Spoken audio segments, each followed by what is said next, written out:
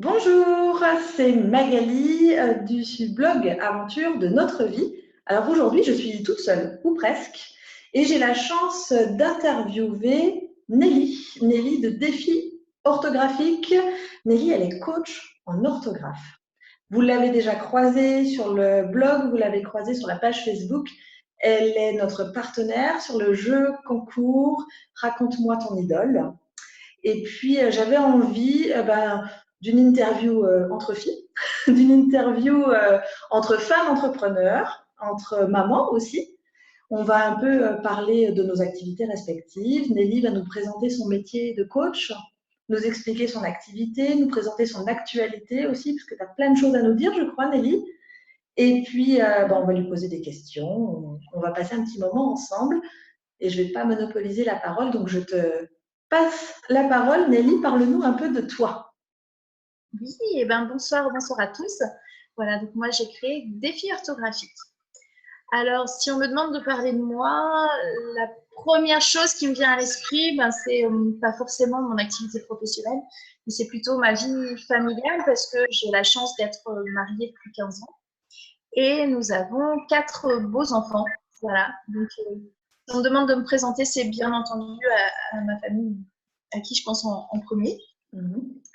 Et sinon, depuis 4 ans, voilà, j'ai arrêté mon activité de salarié et depuis 4 ans, je suis coach en orthographe euh, en tant qu'entrepreneur. Voilà, j'ai ma propre structure.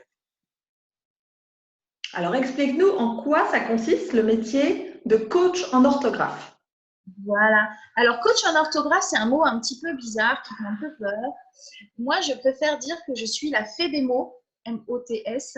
Voilà, parce que j'aide les personnes qui sont en difficulté avec leurs écrits, que ce soit des enfants ou des adultes.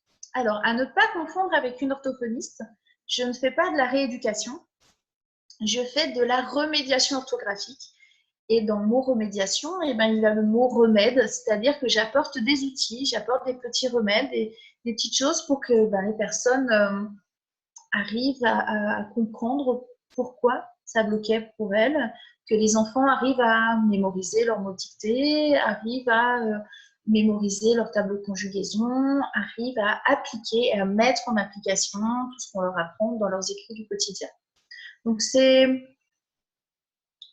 vraiment quelque chose de très doux, de très simple. Les enfants, enfin même les adultes d'ailleurs, mais les enfants viennent chez moi et c'est plus une maman qui parle à un enfant. C'est pas dans un cabinet, c'est pas, je suis pas institutrice, je suis pas la maîtresse, je suis pas là pour gronder, je suis pas là pour dire qu'ils sont éventuellement malades.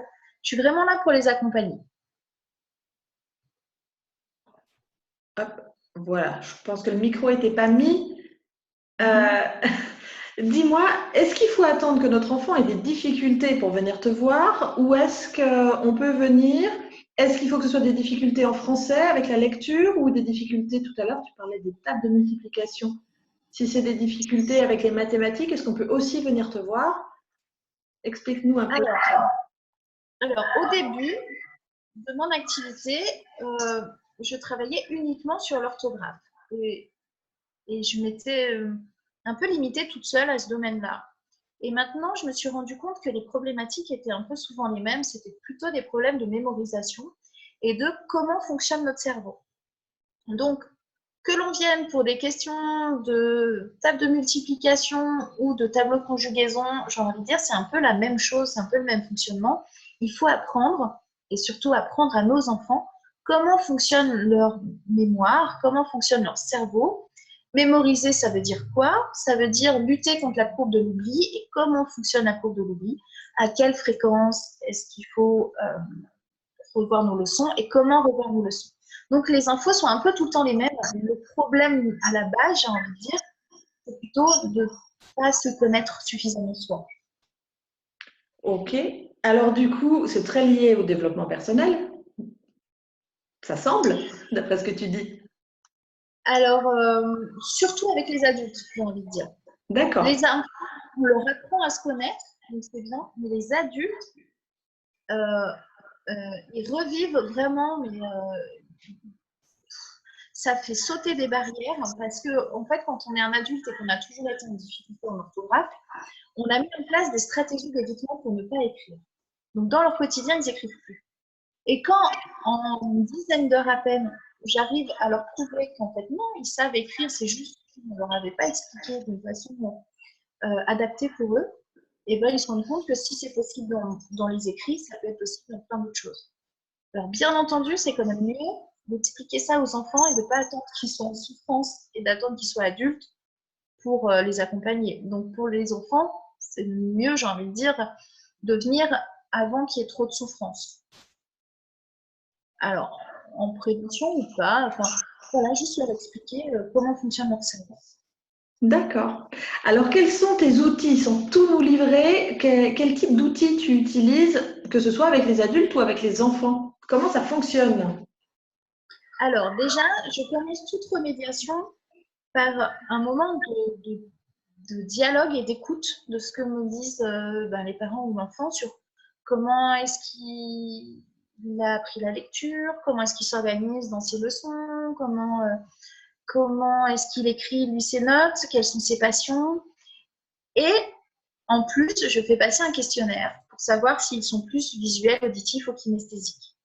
On est tous un petit peu des trois. Et c'est-à-dire qu'on retient par ce qu'on voit, par ce qu'on entend, et on a la mémoire du geste.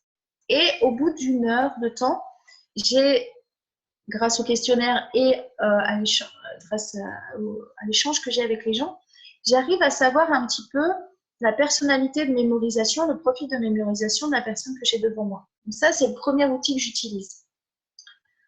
En sachant qu'avec l'expérience, ça vient très vite et rien qu'en échangeant avec la personne, on arrive à savoir quel est son profil dominant. Pourquoi ? Parce que moi, j'ai besoin d'aller vite. Moi, j'ai besoin d'avoir un remède très rapide. Donc, moi, je vais aller directement dans ce profil de mémorisation dominant pour pouvoir très rapidement avoir des améliorations significatives et donner confiance à la personne. Et après, j'utilise beaucoup la grammaire en mouvement. C'est-à-dire que j'essaie d'apporter une méthode qui n'est pas la méthode qui est enseignée à l'école et qui n'est pas une méthode contradictoire, mais vraiment une méthode complémentaire. Les deux méthodes doivent être vécues, si possible, en même temps. Voilà, donc j'essaie d'apporter quelque chose de complémentaire et le mouvement à l'école, on l'a moins facilement que quand on est chez une coach en orthographe, en face à face avec elle et qu'on peut se mettre dans la position qu'on veut pour travailler. Donc j'utilise des étiquettes, j'utilise un tableau où on dessine très très gros.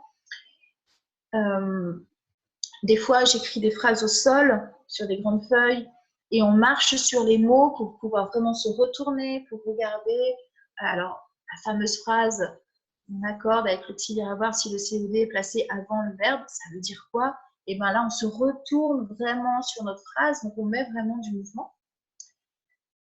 J'utilise aussi beaucoup l'orthographie illustrée, c'est-à-dire mettre en place des dessins, mettre en place vraiment des choses très visuelles pour retenir l'orthographe.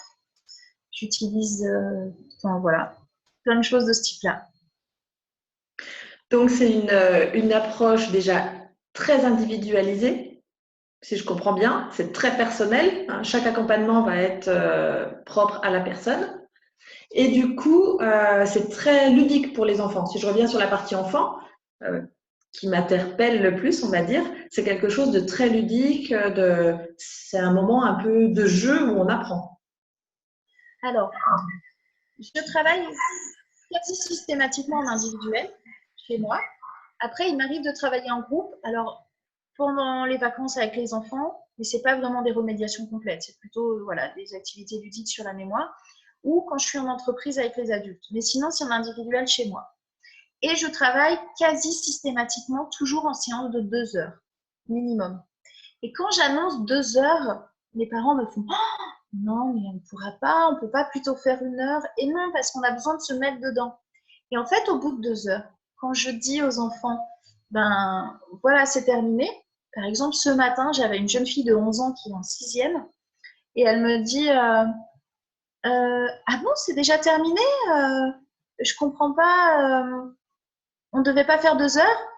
Si, on arrive à 2 heures. Mais en fait, voilà, c'est pris dans le jeu, c'est super ludique. Moi, de toute manière, je suis en individuel, donc quand je vois qu'ils ont un petit coup de fatigue, et ben, je ralentis le rythme. Quand je vois qu'ils sont vraiment au taquet, hop, je mets une nouvelle notion et ça passe très très bien. Et en fait, un enfant, à partir du CE2, j'ai envie de dire, peut très bien tenir 2 heures de remédiation sans problème.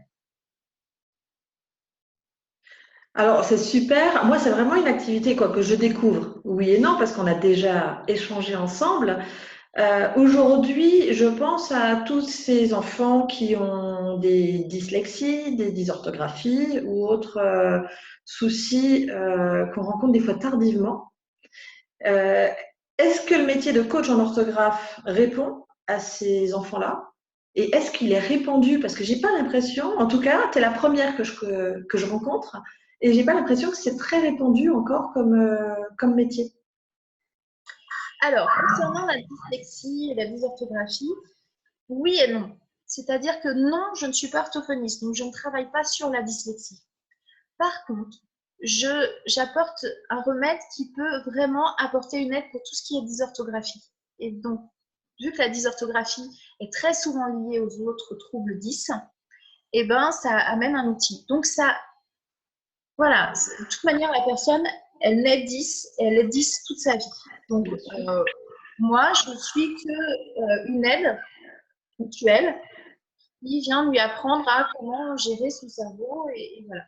Mais ça n'enlèvera jamais la dyslexie. Hein. Moi, je ne dis pas ça. Mais vraiment, ça peut apporter une aide à l'enfant pour qu'il puisse savoir vis-à-vis de sa dysorthographie les choses qu'il peut mettre en place. Après, quand on a un enfant dyslexique, que l'on soit institutrice ou que l'on soit parent, tout ça, on a un peu obligation d'aller voir son médecin pour mettre en place un tire-temps, pour mettre en place tout ça. Et donc, ça passe par une case médicale. Et malheureusement, à l'heure actuelle, les, les médecins envoient quasi systématiquement chez l'orthophoniste. Ce qui est très bien. Mais moi, dans ma région, par exemple, il y a au minimum 8-9 mois d'attente avant d'avoir un bilan. Et du coup, je trouve un peu dommage qu'on ne propose pas aussi autre chose aux parents en complément et, et qu'on soit systématiquement vers ces orthophonistes qui sont surchargés et voilà, qui ne peuvent pas forcément tout faire.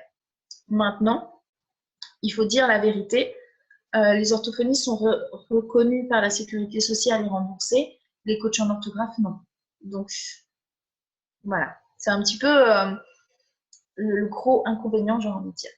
Et oui, il y en a quand même pas mal en France. Alors après, vraiment dans mon secteur, on est quand même deux. Vraiment dans un secteur pas très large. Il y en a une autre à 50 km de chez moi. Et aussi, on peut faire énormément par Skype en vidéo. Donc, j'ai envie de dire, peu importe où est la coach en orthographe, enfin, le coach en orthographe que vous souhaitez, avec qui vous souhaitez travailler, par Skype, on peut aussi faire des choses. Alors, ça ne vaut pas une remédiation en présentiel, mais on peut déjà expliquer pas mal de choses. Alors ça, c'est super. Alors du coup, par Skype, ça signifie qu'on oublie les phrases écrites au sol, qu'on oublie le tableau. Alors qu'est-ce que tu utilises? J'imagine que, et là on va arriver sur ton actualité, j'imagine que tu as prévu ça pour justement répondre à des besoins qui seraient plus éloignés, qui seraient un peu plus excentrés. Moi dans ma région, après peut-être si je descends plus sur Marseille, mais j'habite une région assez rurale. Et je connais pas de coach en orthographe en tout cas, dans les 30 kilomètres autour de chez moi, j'en connais pas. Donc je me dis que ça m'intéresserait éventuellement. Pourquoi pas par Skype, mais quels outils? Du coup, comment tu vois ça? Alors, il y a plusieurs choses. Il y a déjà, on n'a pas forcément un coach en orthographe à côté de chez soi. Et puis, on n'est pas forcément disponible pour l'emmener. Et puis, clairement, moi, c'est sûr que les mercredis après-midi, ils sont remplis, mais il n'y a pas que des mercredis après-midi dans la semaine. Donc, j'étais confrontée à des demandes que je ne pouvais pas, auxquelles je ne pouvais pas répondre, soit parce que les personnes habitaient trop loin, soit parce que au niveau de disponibilité, ça n'allait pas du tout. Et j'étais extrêmement contrariée par cela parce que je me dis, enfin, je me suis dit, ça doit être quand même possible d'aider à distance et surtout d'impliquer les parents dans cette démarche. Et je me suis dit, il y a quand même les parents qui sont à la maison avec les enfants. Et moi, je rencontre plein de parents qui ont envie aussi d'accompagner leurs enfants, mais qui ne savent pas trop quoi faire. Alors, j'ai créé un outil, au moins pour travailler sur l'orthographe des mots, donc pas forcément sur la grammaire, pas forcément sur les accords, bien que c'est un projet aussi pour moi de créer un outil là-dessus. Mais pour l'instant, j'ai créé un outil sur les homonymes. C'est surtout ces notions de vocabulaire où on se mélange. Est-ce que, alors pour les enfants, hein, mais pour les adultes aussi, mais pour les enfants, est-ce que on dit j'ai pris un cours de chant, est-ce que c'est C-H-A-N-T ou C-H-A-M-P, lequel de chant j'utilise par exemple, ou le maire de mon village et ma mère et je plonge dans la mer. Enfin, c'est pas facile pour les enfants de s'y retrouver. Donc j'ai créé un outil euh, en ligne, c'est-à-dire téléchargeable en ligne, où les parents devront quand même accompagner l'enfant pour télécharger, pour imprimer. Et puis, donc il y a des choses de très visuelles à regarder, donc avec des magnifiques illustrations faites par une illustratrice qui a mis vraiment du fun. Enfin, c'est vraiment quelque chose qui parle aux enfants, avec des éléments vraiment mis en avant, avec un peu d'humour. Enfin, vraiment, ce visuel a été conçu pour vraiment faciliter la mémorisation. Et puis, vu que je pense que uniquement un visuel ne suffit pas, il y a toute une série d'activités derrière, tous très ludiques. Alors après, ça va jusqu'au jeu où avec des cartes, on mélange les homonymes et on doit retrouver. Enfin voilà. Et toute une série d'activités que l'enfant peut faire seul ou accompagné de son parent. Enfin, d'un de ses parents ou d'un grand frère ou du copain. Voilà. Et donc, c'est un outil qui va sortir là d'ici 15 jours. Super. Alors, j'ai eu la chance de voir le design de la fameuse fiche sur le chant. C'est vrai que j'ai trouvé que le design était super pour les enfants. C'est vraiment un très très beau travail. J'ai hâte de découvrir tout ce qu'il va y avoir derrière. Et puis, je le rappelle, pour les gens qui participent au concours, ils auront, le gagnant du moins, aura la chance d'obtenir les 3 premières fiches, je crois, que tu as déjà fini de préparer. Donc, je vous invite à participer et puis à vite vous renseigner auprès de Nelly dès que son produit va sortir. Pour quel âge ce produit, du coup, pour les enfants? Alors, c'est vraiment quand on commence à travailler les homonymes. Mais j'ai envie de dire, il y a différentes activités derrière et que ces activités suivent une progression, on peut commencer dès le CE2. Ouais. Alors, comment ça t'est venu? Je suis très curieuse, mais comment est-ce qu'on arrive à créer, à devenir coach en orthographe? Comment est-ce qu'on crée ces outils-là? Ça a été quoi le déclic pour toi?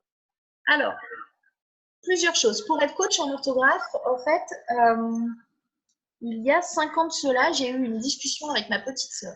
Ma petite sœur qui avait déjà 25 ans à l'époque, hein, et qui a été diagnostiquée dyslexique, elle, quand elle était très jeune.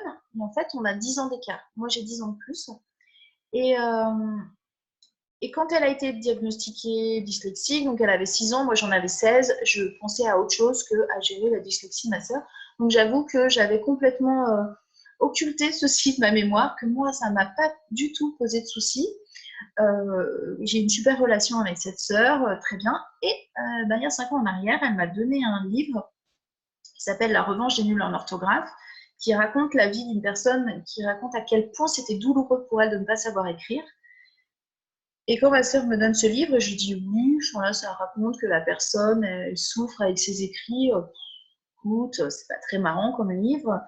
Je sais pas si je vais le lire jusqu'au bout. Elle me dit si, s'il te plaît, lis-le jusqu'au bout parce que moi je me reconnais beaucoup dans cette personne. Je lui dis comment ça, tu te reconnais dans cette personne? Cette personne, elle me dit qu'elle a souffert énormément, que c'était une torture pour elle. Toi, ça va dans ta vie? Et elle me dit mais je crois que tu t'es pas rendu compte. Tu t'es pas rendu compte à quel point c'était douloureux pour moi et à quel point c'est douloureux pour moi encore à l'heure actuelle de vivre avec cet handicap. Je dis, oh, tu m'en dis un peu trop, là, arrête et tout. Elle me dit, mais non, mais toi, en tant que grande sœur, tu as été très dure avec moi. Je dis, mais non, c'est pas vrai. Et elle m'a dit, si, un jour tu m'as dit, je serais même pas femme de ménage dans une grande surface. Et donc, il paraît que j'ai dit ça à ma sœur. Bien entendu, moi, j'en ai aucun souvenir. Mais non, mais ben oui, moi, cette phrase, elle ne m'a pas du tout marquée. J'ai aucun souvenir d'avoir dit ça et vraiment, j'avais même aucun souvenir de m'être intéressée à cette problématique. Et ça a été très, très dur pour moi. Déjà, j'étais déjà mère, donc je me suis rendu compte de l'atrocité de la phrase que j'avais pu dire à cet enfant. Et ça m'a travaillé. Et là, je me suis dit, il y a peut-être quelque chose à faire. Et cette sœur, en fait, elle a fait elle-même une remédiation orthographique avec une coach en orthographe. Et j'ai vu à quel point ça avait marché et ça avait été bénéfique pour elle. Et à quel point maintenant, alors, elle reste fragile sur les écrits, c'est-à-dire que si elle est fatiguée, elle fait encore beaucoup plus de fautes que la moyenne. Mais n'empêche qu'elle sait travailler de façon autonome, de façon rapide. Enfin, voilà, il n'y a plus de soucis. Et quand elle doit envoyer un mail professionnel, elle sait exactement ce qu'il faut mettre en place pour ne pas faire de fautes. Et je me suis dit, waouh, en fait, ça existe. C'est possible, la solution, elle est là. Donc, voilà comment j'ai décidé de tout plaquer. J'étais ergonome à la médecine du travail. Ça faisait 9 ans que j'étais dans mon job bien pépère, avec des horaires aménagés. Enfin, voilà, tout allait bien. Et j'ai décidé de tout plaquer pour être coach en orthographe parce que je me suis dit que ça existe, c'est possible, ça aide des adultes, des ados, des enfants. Pourquoi ne pas accompagner les enfants avant qu'ils souffrent? Donc voilà comment je suis arrivée coach en orthographe. Pour répondre à la deuxième partie de la question, concernant l'outil sur les homonymes, il se trouve que depuis 5 ans, je multiplie les formations et j'ai l'impression d'avoir des informations par-ci, par-là. Et je me suis dit, mais j'ai envie de créer un outil qui reprend un petit peu tout, qui travaille sur les intelligences multiples, sur les mémoires, sur l'orthographe visuelle, sur la grammaire en mouvement. Enfin voilà, toutes les formations que je fais depuis des années, j'avais envie de les regrouper dans un outil parce que je trouve que tout est formidable, mais qu'il n'y avait pas encore un outil, ou alors je ne connaissais pas cet outil, qui reprend un petit peu tout. Merci pour ce partage. Encore une question concernant ton activité. Donc, j'ai bien compris, adulte, ado, enfant, dyslexie, pas dyslexie. Donc, on peut tous venir te voir. Une question plus qui me concerne, on va dire, ou qui concerne les gens comme moi. Moi, j'ai écrit mon premier livre l'année dernière. J'ai eu du mal à écrire au début. Après, les choses sont venues. Est-ce que tu fais aussi ce genre d'accompagnement pour des gens qui voudraient écrire, voilà, livrer leurs pensées, leurs mémoires dans des écrits, des coachs d'écrivains, on va dire? Est-ce que c'est quelque chose que tu pratiques? Alors non, pour la simple et unique raison, c'est que moi-même, je suis encore bloquée là-dessus. Il faudrait plutôt que je me fasse accompagner. Par contre, ce que je fais énormément, c'est de correction de blog, d'articles de blog, de livres, de choses comme ça, parce que, au niveau des entrepreneurs, on n'est pas à l'abri de ça, j'ai envie de dire, et c'est fou le nombre de fautes qu'il y a dans les articles de blog. Et voilà, ça me dérange un petit peu, donc j'ai commencé avec mes amis en leur disant si tu veux, je peux corriger, je peux ci, je peux ça. Et donc maintenant, je m'adresse vraiment à des entrepreneurs, à des infopreneurs, à toutes ces personnes qui utilisent le net pour leur visibilité et qui veulent vraiment travailler leur image, leur crédibilité. Voilà. Donc, j'ai un système, on m'envoie les articles de blog, moi je m'engage dans les 24 heures à les corriger et hop, ça me permet aussi de travailler de chez moi quand j'ai pas des remédiations avec des personnes. Alors, c'est bon à savoir parce que si vous faites un tour sur le blog, vous verrez, il y a des articles avec des fautes, c'est les miens. Ceux de Stéphane, souvent, il y a beaucoup moins de fautes. Voilà, je ne m'en cache pas. Je ne relis jamais ce que j'écris. Une grosse partie de mes fautes, ça vient de là. Faut savoir que déjà, j'aime pas l'orthographe, mais en plus, je ne relis pas. Donc, j'ai tendance à écrire comme je pense et je publie. Je prends note de ton activité. Je rectifie. Tout le monde fait des fautes. Moi-même, je pense que si on va sur mon blog, des fois, je laisse passer des choses, c'est pas grave. Après, tout dépend combien est-ce qu'on en laisse passer. C'est ça. Tout dépend. Merci beaucoup Nelly de nous avoir partagé ton métier, qui est une passion. Moi, je l'ai ressenti comme ça quand tu en parles. On a hâte de découvrir ton produit, on suivra ton activité de près, de très près. Est-ce que tu veux rajouter quelque chose ou est-ce que je peux te poser ma dernière question, ma question signature? Non, bah vas-y, je suis prête pour la question. Alors, cette question avec Stéphane, donc le blog s'appelle Aventure de notre vie. On aime dire qu'on est initiateur des aventures en famille.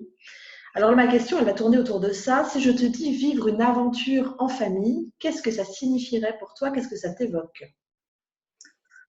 Alors, moi, je suis quelqu'un d'extrêmement traditionnel dans ma façon de vivre et j'aime bien tout organiser. Mais je suis mariée à quelqu'un de complètement différent, de complètement fou. Et il se trouve qu'il y a 2 ans et demi maintenant, un jour, il me dit, un petit peu comme vous, viens, on plaque tout et on fait le tour du monde. Sauf que moi, j'ai bloqué là-dessus. Hein. J'ai dit non, peut-être pas. Et puis, j'ai la même problématique que vous. Enfin, c'est que je ne parle pas un mot d'anglais et je suis nulle en langue étrangère. Donc, voilà, ça a stoppé. Et par contre, je lui ai dit, ben, on va trouver un juste milieu. Donc, on en a parlé en août. Et en octobre, on a tout plaqué et on est parti 2 mois à l'île de la Réunion avec nos 3 enfants. On n'en avait que 3 à l'époque. Le quatrième était pas né et on a tout plaqué nos boulots. Et, enfin, lui, il est entrepreneur aussi, donc il s'est organisé pour être remplacé. Moi, j'ai que moi à remplacer, donc voilà, je me suis libérée de mon boulot et on a pris nos 3 enfants qu'on a déscolarisés pendant 2 mois et on est parti vivre dans un bungalow. On n'avait pas forcément de cuisine, on n'avait rien. On est parti vivre dans un bungalow pendant 2 mois à l'île de la Réunion et ça a vraiment restructuré différemment les rôles au sein de ma famille. Et c'était pas si facile que ça, mais très enrichissant. Ah, effectivement, une aventure, une vraie aventure là du coup. Vous tout quittez en 2 mois, c'est ça? Décision en août, départ en octobre? Bon, voilà. Oui. Ouais, nous c'est 2 ans. Mais 2 mois, on est parti que 2 mois. Donc, Ouais, non, nous c'est 2 ans parce qu'il faut préparer. Effectivement, la décision, on l'a prise un peu plus vite. Mais merci, c'est une très très belle aventure. Peut-être que ça donnera envie à d'autres personnes, à d'autres familles qui écouteront cette interview. Voilà, 2 mois, c'est faisable. C'est accessible même quand qu'on n'a pas le cœur aventurier comme Nelly, qu'on est plutôt à tout organiser. On peut envisager de partir 2 mois à l'aventure. J'étais ravie de faire cet échange avec toi. Je te souhaite plein de bonnes choses. oui. On Merci. se reverra bientôt, j'espère. Mais j'ai hâte de faire découvrir mon produit aux gagnants de votre jeu concours. Voilà, j'espère vraiment que ça vous plaira. J'ai hâte Oui, d'avoir ce retour également. ah bah oui, on ne manquera pas de te faire retour. Et puis de toute façon, on garde le contact, on va tenir informé tout le monde de ton activité, faire découvrir ton produit, parce que je pense vraiment que voilà, il y a un vrai besoin, ça répond à quelque chose, c'est ludique. Moi, mes enfants ne sont pas dyslexiques, mais Soline a un souci, elle n'aime pas la lecture. Bon, Soline n'aime pas l'école en règle générale, mais la lecture, c'est un gros frein. Et, et alors, on travaille, voilà, tous les jours, on fait 2 pages, et puis on essaie de trouver le livre. Donc, on va prendre la série qu'elle aime bien, on va prendre. Mais c'est pas évident. Et je me dis que ta méthode est peut-être la méthode qui pourrait lui parler. Donc, c'est quelque chose qu'on va tester de toute façon. Donc, je te ferai retour une fois qu'on Ben l'aura. voilà, Voilà, j'attends volontiers. avec impatience que tu développes tout ça, que tu mettes tout ça sur les rails et puis on se fera partie de tes clients également. Eh bien, écoutez, vous retrouverez tout sur www.défi-orthographique.com très prochainement. Eh bien, ça marche. De toute façon, je mets toutes les infos sous cette vidéo. Je mettrai le lien pour retrouver le blog de Nelly. Et puis, n'hésitez pas, si vous avez des questions, vous pouvez la contacter directement. Hein. Il y a une page contact sur ton blog, me semble-t-il. Voilà. Donc, vous pouvez rentrer en contact avec Nelly. Merci beaucoup à toi. Je te libère. J'ai été ravie et j'espère qu'on se reverra très bientôt. Et je vous dis à très bientôt à tous. Bye. Merci beaucoup. Merci à toi.